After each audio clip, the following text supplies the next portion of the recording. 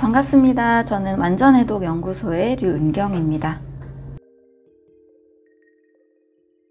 살 안 찌는 몸을 평생 만들고 싶으시죠? 많은 분들이 다이어트 때문에 늘 고민이 많으시고 늘 음식을 신경을 많이 쓰시는데요. 이 세 가지를 기억을 하시면 됩니다. 첫 번째는 간 기능 강화입니다. 간이라는 장기는 보통 피로는 간 때문이야, 이것 때문에 피로 문제로 많이 알고 계신데요.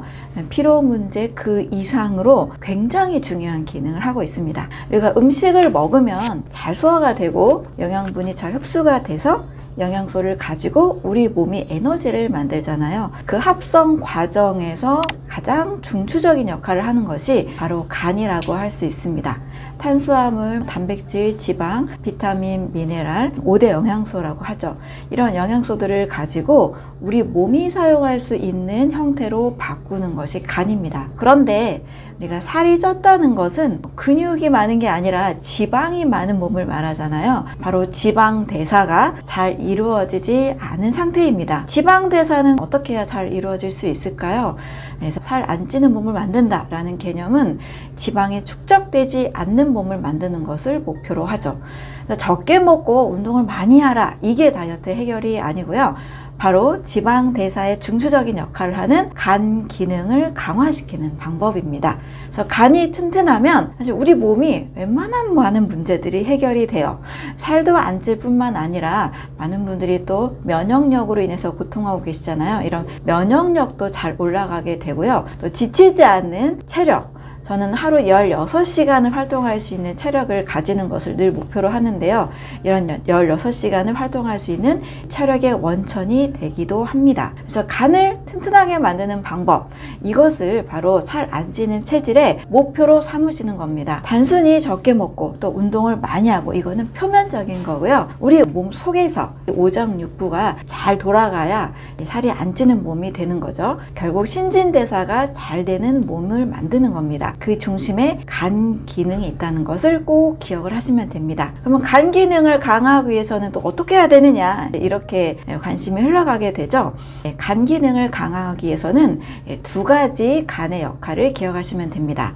간은 영양소를 합성하면서 동시에 엄청나게 많은 양의 독소를 해독합니다.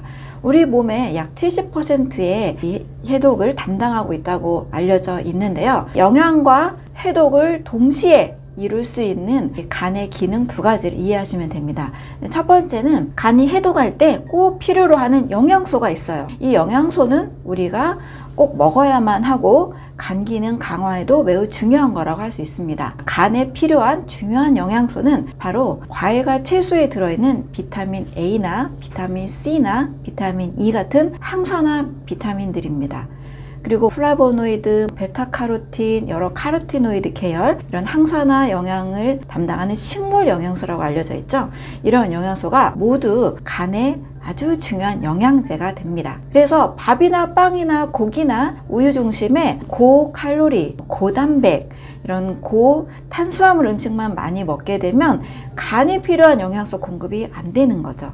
그래서 비타민과 다양한 식물 영양소들을 충분히 섭취하면 간에 영향이 되면서 동시에 간 해독 1단계, 간 해독에 아주 중요한 역할을 하게 됩니다. 근데 간의 해독은요, 1단계만 있는 게 아니고 또 2단계가 있습니다. 2단계에서는 글루탐산이나 시스테인 같은 단백질을 필요로 합니다. 결국 좋은 아미노산이 꼭 필요하다는 얘기인데요. 꼭 좋은 아미노산의 공급을 위해서는 만약에 바다가 오염되어 있지 않은 아주 좋은 생선을 구하신다면 오메가3 지방산이 풍부한 고등어나 연어, 그리고 콩이나 두부, 식물성 단백질류, 녹황색 채소에도 단백질이 있고요. 견과류에도 단백질이 있습니다. 이렇게 좋은 단백질을 간은 꼭 필요로 합니다. 이게 영양이 되면서 동시에 간 해독에 관련된 역할을 하고 있는 거죠. 그래서 간 기능 강화다 할 때는요, 좋은 영양소를 머금고 있는, 또 해독을 잘하는 음식들을 먼저 생각하시면 됩니다. 이런 음식들을 충분히 먹으면서 간이 튼튼해지면 지방 대사가 잘 되고 신진대사가 원활해서 살 안 찌는 체질이 된다는 것을 기억하시면 되겠습니다. 두 번째로는 간과 함께 매우 중요한 역할을 하는 또 하나의 장기가 있습니다. 이게 잘 작동이 안 되는 분들은 난 물만 마셔도 살이 쪄, 부었는데 부은 게 살이 됐어, 이렇게 억울함을 호소하시는 분들 계시잖아요. 근데 그 말을 가짜가 아니라 저는 진실로 좀 받아들이는 편이에요. 왜냐하면 적게 먹는데도 늘 부어있고 정말 살이 찐 것처럼 보이는 분들이 계시거든요. 바로 이 장기가 제대로 순환이 되지 않기 때문입니다. 바로 장 기능이라고 볼 수가 있습니다. 장은 우리 몸에서 마치 간처럼 또 매우 중요한 역할을 하는데요. 장, 간 순환이라고 해서 간으로도 장에 쌓여있는 독소가 흡수가 될 수도 있고요. 또 장뇌축이라고 해서 뇌로도 장에 있는 나쁜 독소들이 흘러가기도 합니다. 그래서 비만세균과 날씬세균이 있단 말 들어보셨을 거예요. 비만세균, 살찌는 세균, 이름을 그렇게 지은 건데요. 한마디로는 유해균이라고 할 수 있습니다. 장에는 유익균이 있고요, 중간균이 있고 유해균이 있는데요. 유해균이 많은 몸은 우리 몸의 장내미생물들이 하는 역할들을 잘 수행하지 못하게 합니다. 장내미생물은 우리 사람의 몸속에 있는 소화 효소뿐만 아니라 장내미생물과 함께 소화, 합성, 배설, 면역, 이런 다양한 역할들을 같이 해주고 있습니다. 유익균이 줄어들고 유해균이 많은 몸이 되면 소화작용도 안 되고 배설작용도 잘 안 되기 때문에 몸의 신진대사가 딱 멈추게 돼요. 오히려 적게 먹어도 살이 찌는 몸으로 바뀌게 됩니다. 또한 호르몬에도 영향을 미치기 때문에 장이 나쁘다 하면 이제 신진대사 악화, 살찌는 체질, 이렇게 바뀔 수가 있습니다. 그래서 장을 건강하게 만드는 방법도 살 안 찌는 체질에서 매우 중요한 포인트라고 할 수 있습니다. 그럼 장은 어떻게 하면 또 건강하게 만들 수 있을까? 이 고민을 하게 되죠. 세계보건기구에서는 미국인들이 너무나 많은 대장암 발병률 때문에 그 원인을 조사하다가 이 영양소 부족이 장 건강에 문제점을 일으킨다라고 연구를 한 바 있습니다. 바로 6번째 영양소로 알려진 식이섬유입니다. 식이섬유는 장내미생물의 먹이가 되면서 동시에 대장에 있는 배변의 고형물들을 잘 만들어주고 혈당이나 콜레스테롤이 쌓이지 않게 몸에서 잘 빠져나가는 역할을 해줍니다. 따라서 식이섬유 섭취가 매우 중요하게 된 거죠. 밥이나 빵이나 고기나 우유 중심으로 드시게 되면 이 식이섬유가 상당히 부족할 수밖에 없습니다. 그래서 따로 과일이나 채소를 드시면서 내가 살이 안 찌는 장 건강을 위한 아주 중요한 영양소구나, 이렇게 인지를 하시고 꼭 같이 챙겨 드시면 좋겠습니다. 세계보건기구는 하루에 약 400g에서 500g, 큰 한 접시 정도의 과일, 채소 분량을 꼭 하루에 섭취하도록 권고를 하고 있습니다. 제가 늘 강조하는 아침 과일이나 또는 식전 과일 습관을 통해서 장 건강을 강화할 수가 있습니다. 세 번째는 칼로리보다 살아있는 음식 섭취입니다. 저칼로리 다이어트는요, 이제 많은 분들이 알고 계실 텐데요, 실패할 수밖에 없는 모델이다 라고 많이 공감하실 겁니다. 왜냐면 저칼로리는 사람이 계속 유지할 수도 없고요, 인체는 보상 반응이 있기 때문에 너무 음식이 적게 들어온다, 나중에 들어오면 일단 저장해야지 라는 생명을 지키기 위한 보상작용이 일어날 수밖에 없습니다. 요요작용이 반드시 일어나게 돼 있어요. 그래서 칼로리는 이제 걱정하지 마시고 칼로리보다 무조건 살아있는 음식, 효소가 풍부한 음식, 이 형태가 가장 중요하다는 것을 이해하시면 좋겠습니다. 살아있는 음식이 있고 그럼 죽어있는 음식이 있느냐, 이렇게 많이 반문하실 텐데요. 바로 가공식품은 음식을 가공 처리했기 때문에 죽은 음식이다 라고 이해하시면 됩니다. 살아있는 음식은 신선한 음식, 자연에서 갓 수확한 음식, 효소가 여전히 살아있는 음식이라고 볼 수 있습니다. 과일, 채소, 날것 형태의 음식을 살아있는 음식이라고 합니다. 이런 음식은 칼로리를 계산할 필요가 없으세요. 칼로리는 죽은 음식은 물론 칼로리를 계산할 필요가 있죠. 가공식품을 많이 먹는 경우, 또 가공식품을 적게 먹는 경우, 당연히 가공식품을 많이 먹을 때는 고칼로리이고 죽은 음식이기 때문에 몸의 신진대사를 악화시켜서 몸으로 바꿔질 수밖에 없습니다. 그래서 가공식품을 떠나서 살아있는 음식으로 칼로리 계산 없이 좀 풍부하게 먹는 것, 아침에는 신선한 과일 또는 채소를 먹고 점심 저녁 식사 중에도 이왕이면 좀 신선한 것을 먼저 좀 다음에 식사를 하는 것을 추천을 드립니다. 그래서 우리가 살 안 찌는 몸을 위해서는 저칼로리 운동 많이 하자 이 개념보다 지방의 축적을 막는 간 기능 강화, 그리고 신진대사를 원활하게 하는 장 기능 강화, 그리고 살아있는 음식 섭취, 이 세 가지를 꼭 기억하시면 되겠습니다.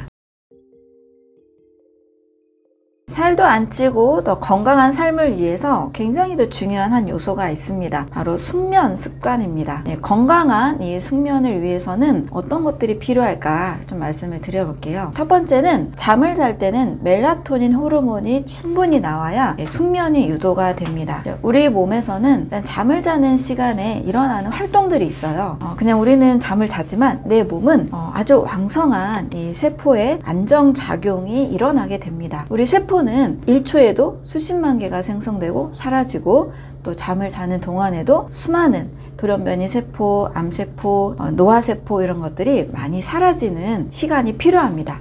근데 바로 세포의 조절작용, 이 안정작용은 우리가 잠을 잘 때 잘 일어나게 돼요. 그래서 잠을 잘 자기 위해서는 멜라토닌 호르몬이 잘 분비가 돼야 됩니다. 근데 멜라토닌 호르몬이 나오는 시간이 있어요. 밤 10시에서 새벽 2시까지입니다.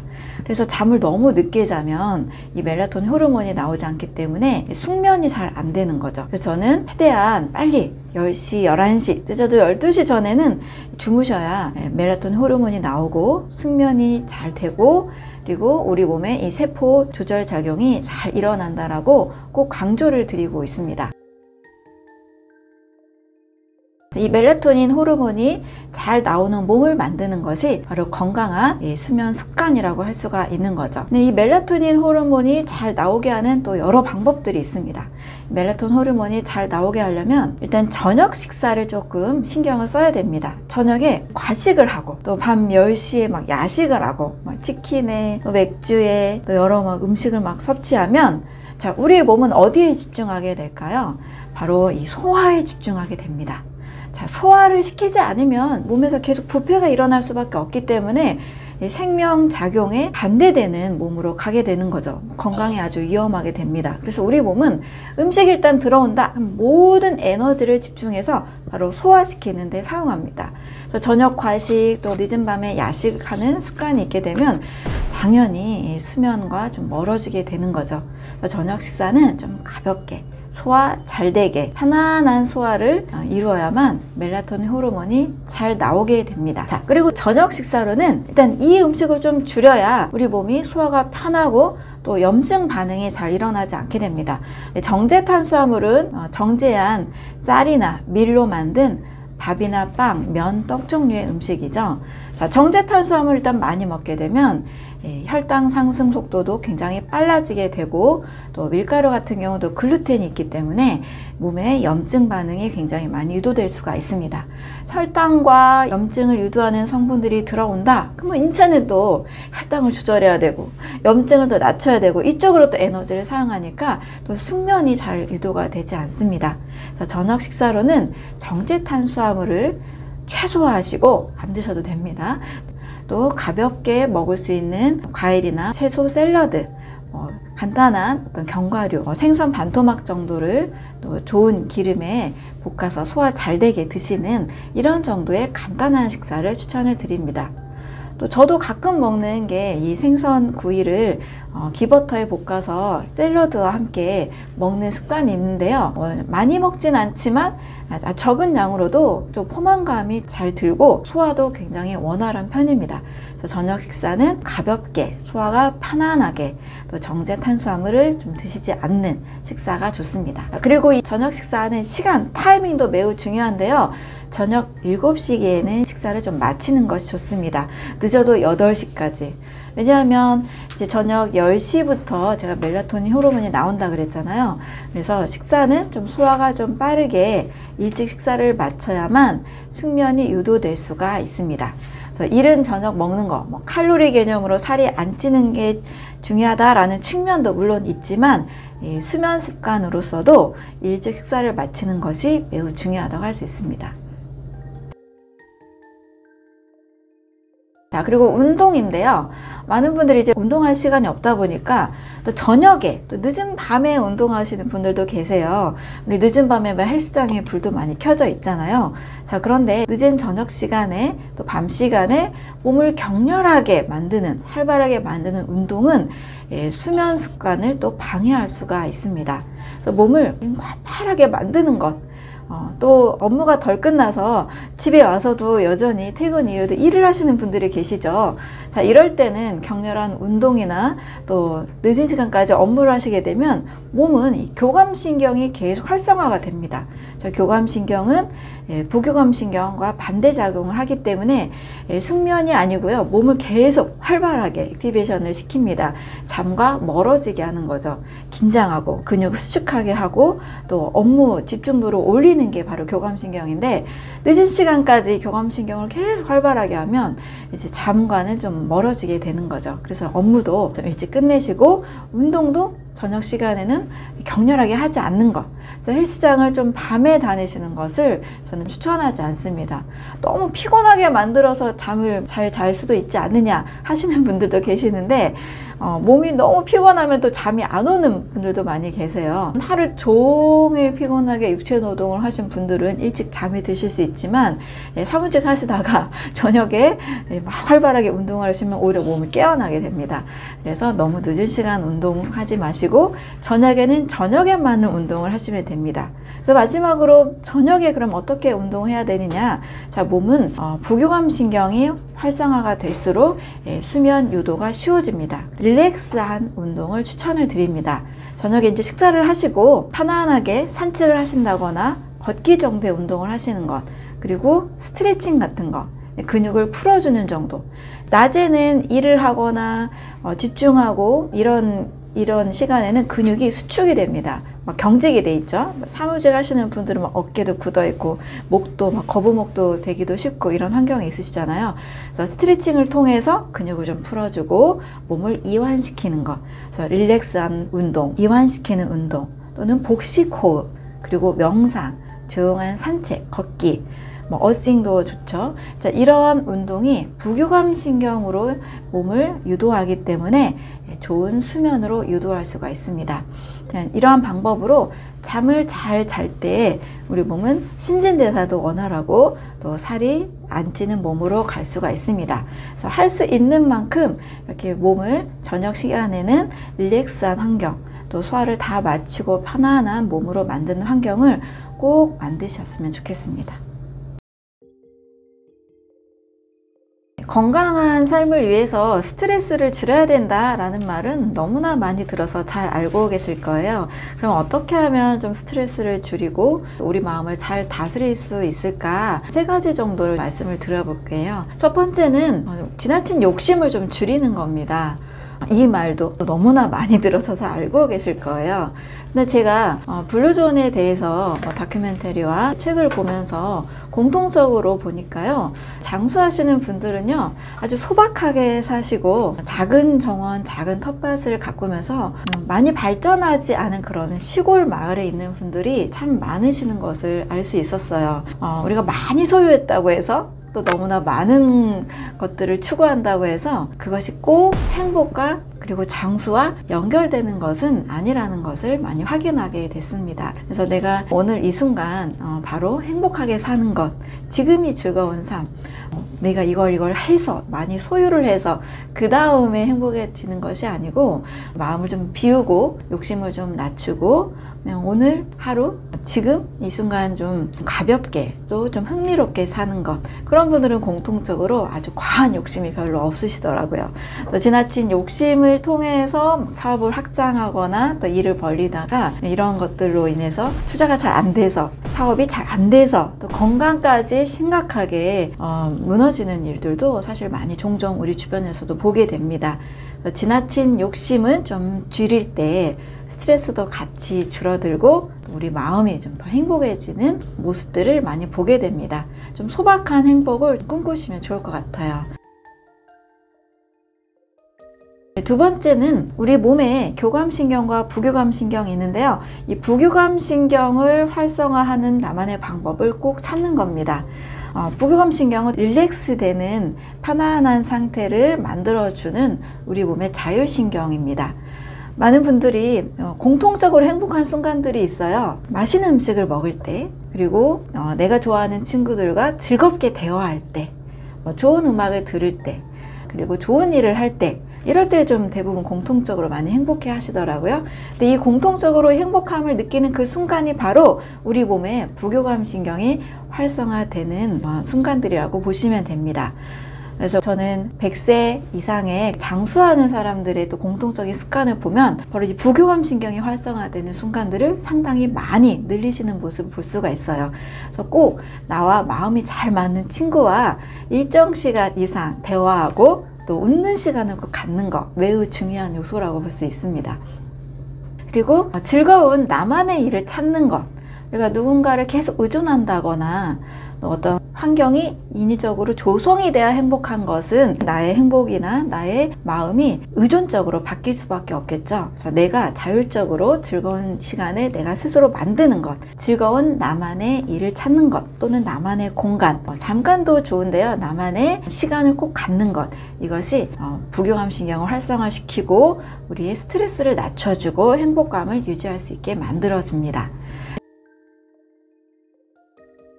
세 번째로는 자기 객관화의 시간을 갖는 것도 매우 중요한 요소라고 볼 수 있습니다.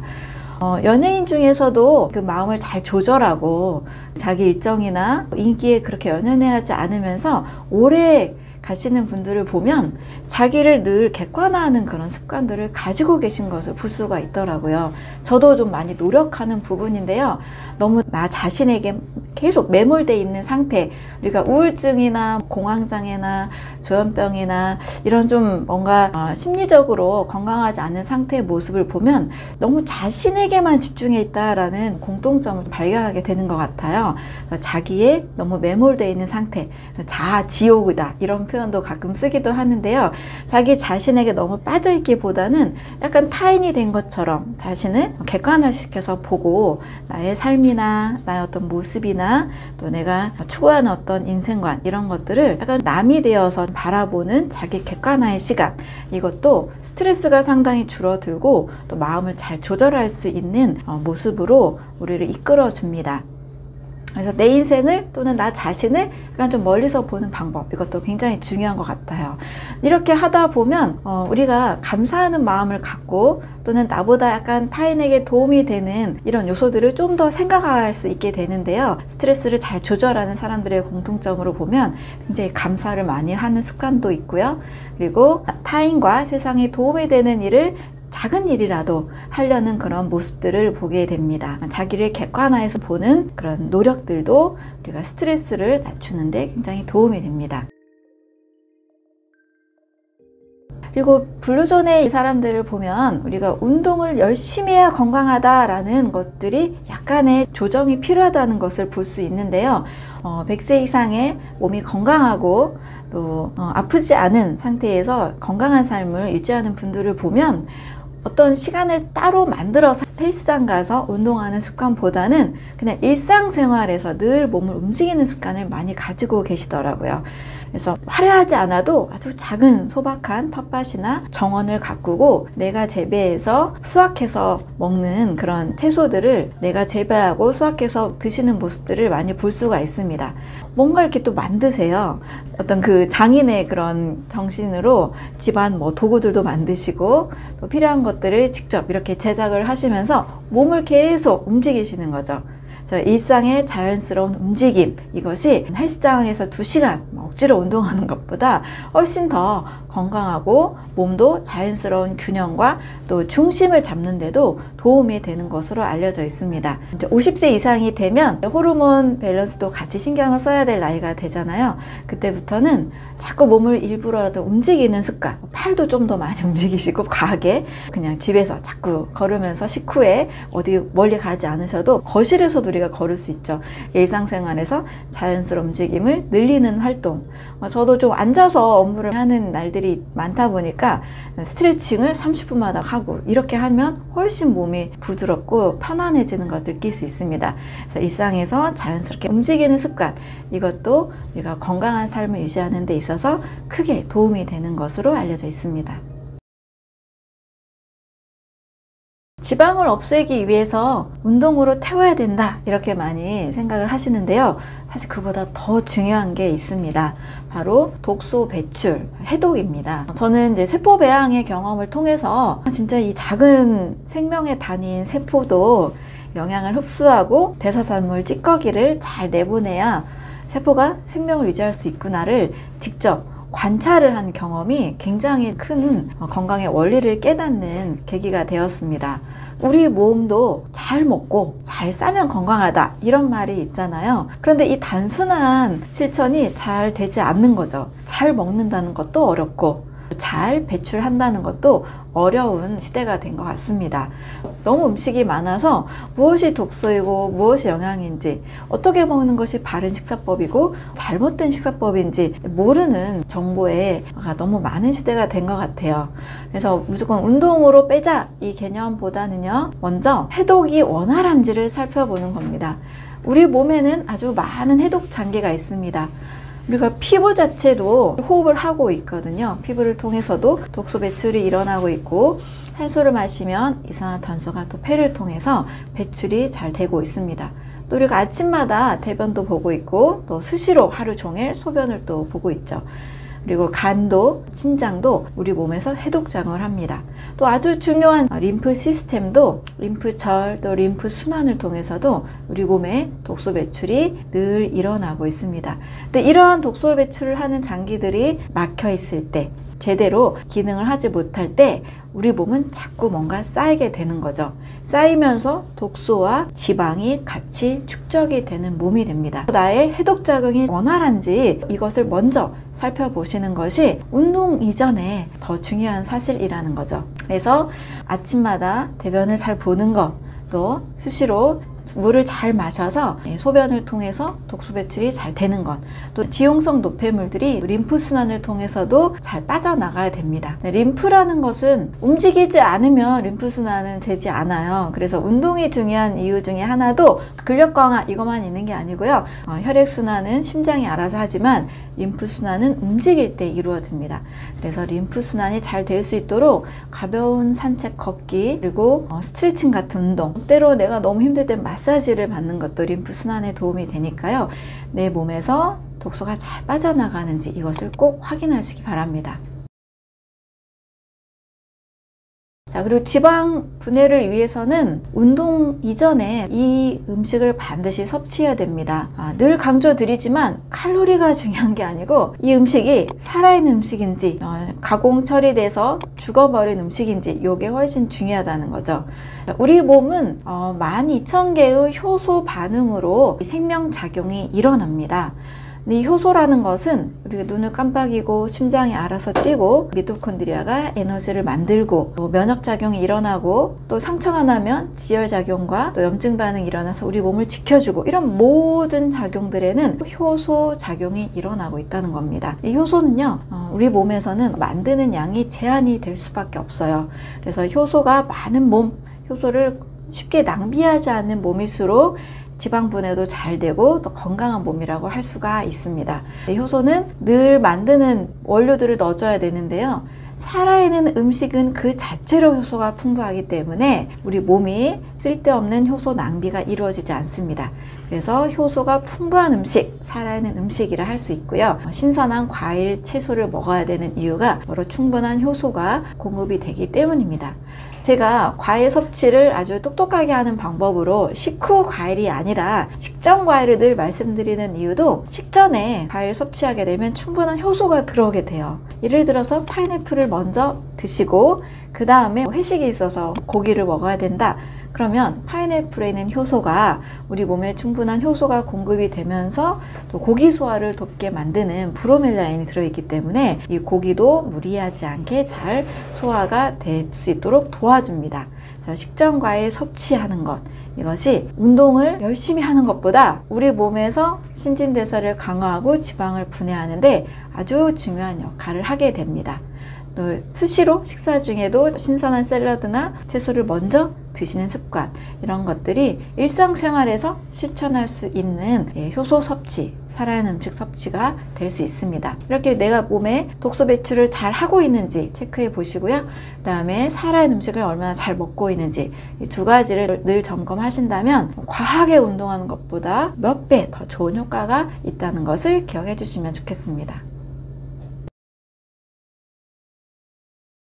독소 배출에 있어서 손쉽게 우리가 먹을 수 있는 해독 주스를 소개해 드리겠습니다. 해독 주스는 채소 성분을 좀 더 많이 먹으면서 당도가 적은 과일을 먹는 것이 적합합니다. 과일 주스는 절대 추천하지 않습니다. 과일은 주스 형태로 갈면 당분이 너무나 쪼개져서 혈당 상승을 급격하게 유발하기 때문에 지속적으로 먹었을 때 염증과 저혈당증을 유발할 수가 있습니다. 그래서 과일은 당분이 많이 강하지 않은 것을 추천을 드려요. 대표적으로는 사과가 해독 주스에 좋은 과일이 될 수 있습니다. 사과만 드시는 것은 아니고요. 사과와 함께 면역작용에 좋은 성분이 들어있는 샐러리를 같이 드시는 것도 매우 좋습니다. 사과, 샐러리 이렇게 단순하게 두 가지를 1:1 정도의 비율로 갈아서 드시면 우리 몸의 독소 배출이 원활하게 이루어집니다. 독소가 잘 배출이 되면 일단 먼저 염증이 줄어듭니다. 그리고 지방이 빨리 분해가 되고요. 평상시 만약에 속이 좀 불편하고 두통이 약간 있고 피로감이 있다,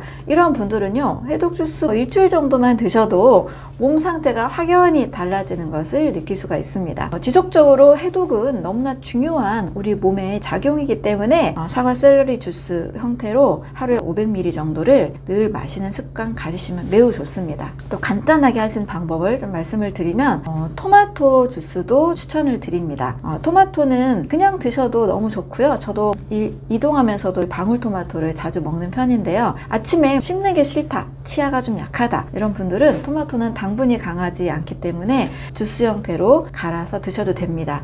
대신 스테비아 토마토는 어떤가요? 스테비아 토마토는 인위적으로 스테비아를 넣어서 인위적인 단맛을 강화한 거기 때문에 저는 절대 추천하지 않습니다. 대신 과일을 너무 안 먹는 아이들, 과자, 아이스크림 이런 것만 먹고 있는 아이들이 있는 경우에는 스테비아 토마토라도 먹으면 도움이 될 수는 있어요 라고 말씀드리는 정도고요.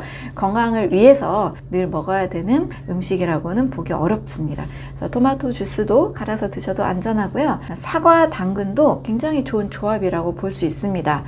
사과와 당근은 쪼개졌을 때 그 궁합이 우리 몸에서 독소 배출을 하는 데 있어서 굉장히 좋은 궁합으로 독일의 의사 막스 거슨도 추천하는 조합입니다. 대신 사과도 당근도 당분이 일반 녹황색 채소보다는 높기 때문에 만약에 당뇨 전 단계나 당이 있으신 분들에게는 저는 추천하지 않습니다. 당에 전혀 문제가 없는 건강한 상태에서만 사과, 당근 주스를 드시고, 만약에 당이 조심을 해야 된다라는 상태라면 케일, 양배추, 브로콜리 같은 십자가 채소, 녹황색 채소를 더 넣어서 드시는 방법을 추천을 드립니다.